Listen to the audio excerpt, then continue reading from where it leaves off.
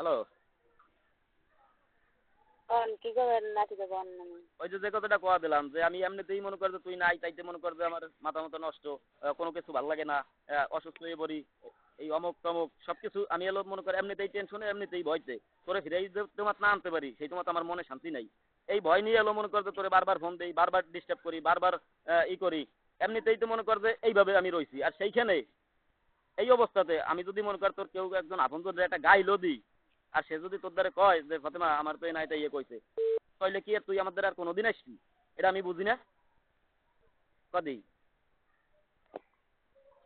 Hello.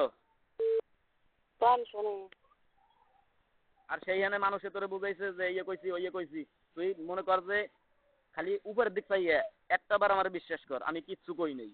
আর তুই যদি চাস আমাদের প্রমাণ আছে, তুই তো সেদিন শুনলি না যেদিন তোকে বাড়িতে গেলাম, তুই যদি ওই প্রমাণটা যদি একটু আমাদের তো মোবাইলটা নিয়ে যদি একবার একটু শুনতি, তাইলে আমার প্রতি তোর বিশ্বাস হইতো যে না এই ধরনের কথা আমি কই নেই।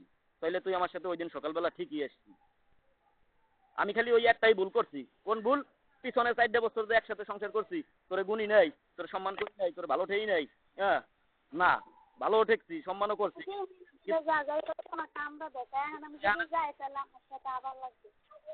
কি হ্যালো?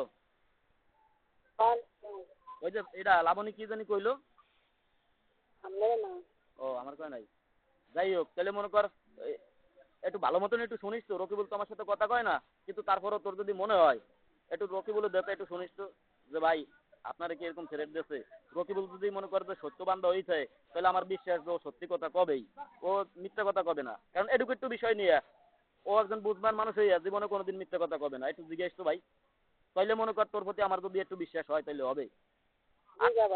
আচ্ছা একটু জিজ্ঞেস। আর এই যে নয়ন ভাইরে আর একটা কথা শোন, নয়ন ভাইরে একটু জিজ্ঞেস তো যে তোদের যে নয়ন ভাই কইছে যে আমি নাকি নয়ন ভাইদের কইছি যে ফাতেমা 10,000 টাকা চুরির গেল হয়ে গেছে, এই কথাটা কি আমি হেরে কইছি না কই নাই? তুই একটু সত্যিটা একটু প্রমাণ নিস তো ভাই।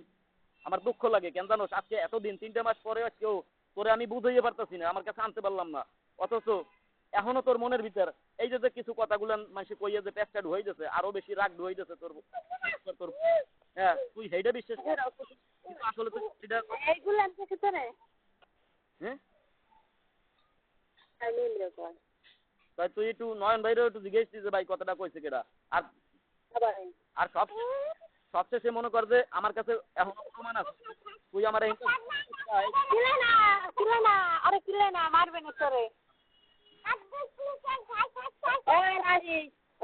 কিছু শোনাবে না।